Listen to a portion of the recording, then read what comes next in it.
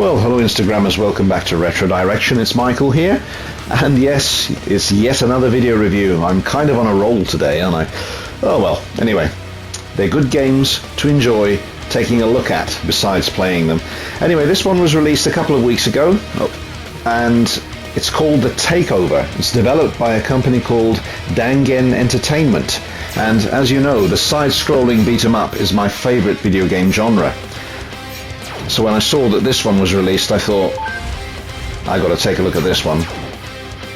Anyway, first of all, when you first begin the game, you start with these three characters, Connor, Ethan and Megan. Complete the game with any of these three, and you unlock Jackson. You complete the game with him, and you unlock Relay Mode, which I won't spoil for you. But anyway, let's begin the game with Ethan here, who's a good all-round character. Now you can choose whichever level you like once you finish the game the first time, but we'll go from the beginning. Vanessa?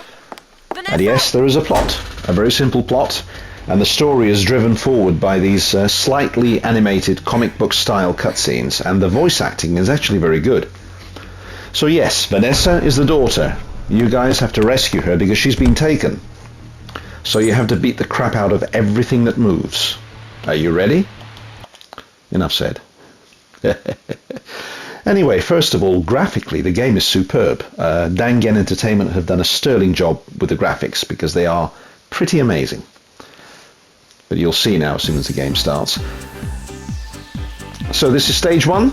It's rain-drenched streets in a rather gritty downtown section.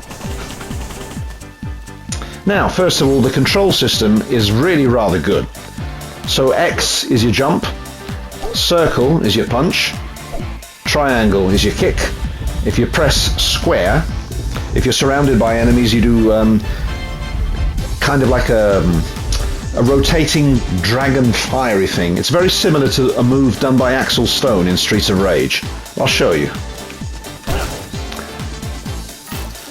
Let's go and beat up some bad guys. Now first of all, if you press the punch button, circle repeatedly, you unleash a flurry of punches, like so. If you press triangle, kick repeatedly, you unleash a barrage of kicks. If you combine the two together and you experiment with different button presses, you can unleash some very cool combos.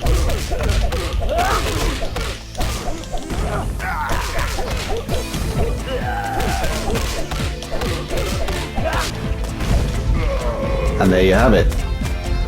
Just keep experimenting.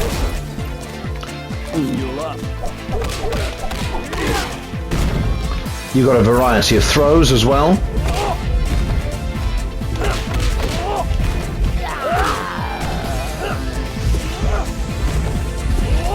Like so.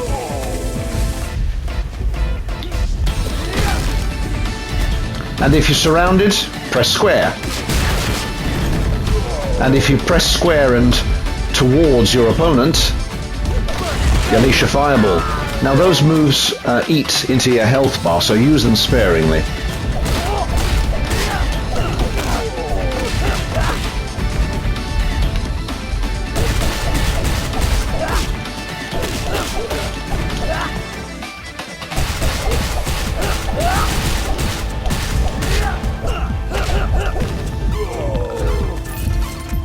Now, if you can see underneath the health bar, you have the icon of a gun.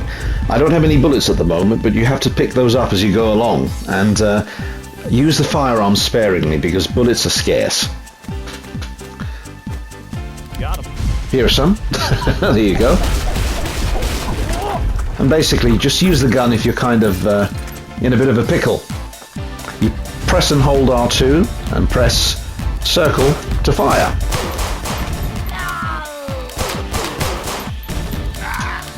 There you go. Out of bullets again. But you can pick some up along the way. Now, first of all, sound effects wise, you get the usual crashes, bangs and wallops that you get in fighting games. But the music, well, the music is something to write home about, as you can hear. Now, Dangen Entertainment have drafted a variety of very talented musicians. Among And among them, you have none other than the very talented Yuzo Koshiro of Streets of Rage fame. Now that is an achievement.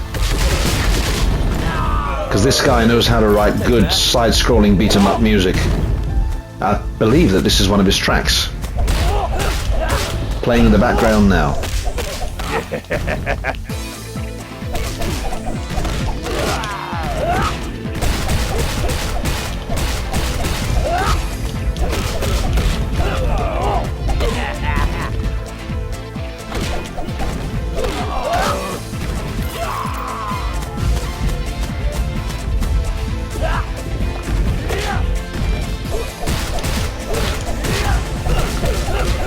Now there are lots of different types of backgrounds. The variety is very good, they're very diverse, equally as brilliant as each other. The characters, as you can see, they have very fast animation on them.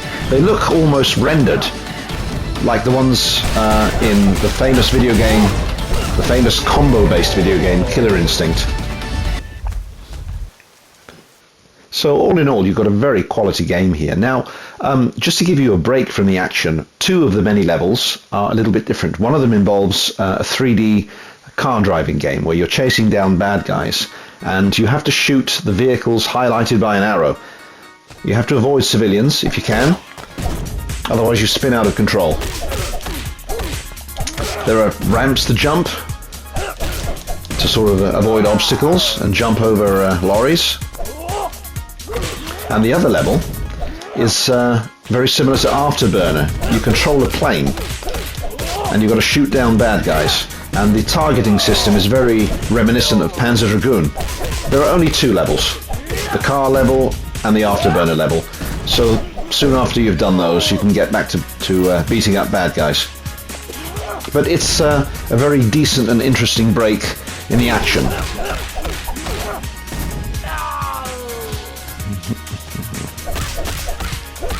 And a really, really good touch, which I think is very interesting and extremely well done. The levels that involve the car and the Afterburner style plane, whether you complete them or not, whether you score highly or not, and whether or not you complete them within the time limit, it doesn't matter, you still progress through the game.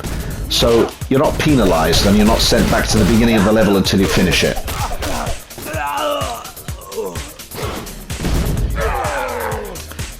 Right, now as you can see, there is the word rage, which is flashing there. Now I save that for bosses, but really you have to press the left stick inwards and you go into rage mode where you're much faster, you do much more damage and you take less damage. And I tend to save that for boss encounters because it makes short work of them.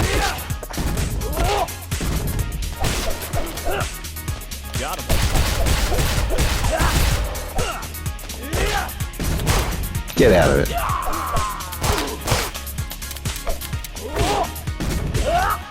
These shirtless Mohican guys are rather tough.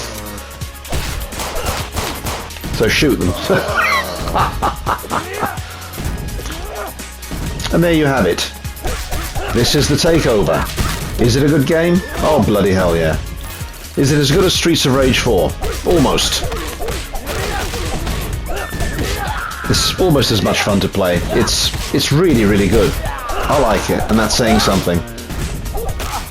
For me to praise a side-scroller developed by another company is saying something. These people are good, and this game is good.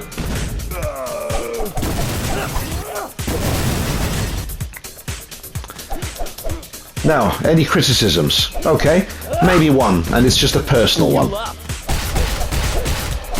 There isn't a back attack button like in the Streets of Rage games. So if somebody creeps up behind you, you can't really do a back attack like a reverse spin kick or an elbow, which you can in all of the Streets of Rage games. But that doesn't really matter because you've got the square button to do that move that sort of knocks enemies back, although it does use up your health bar. Other than that, I'd recommend this game to any fan of side-scrolling beat-em-ups. What are you waiting for? Go get it! Ciao ciao!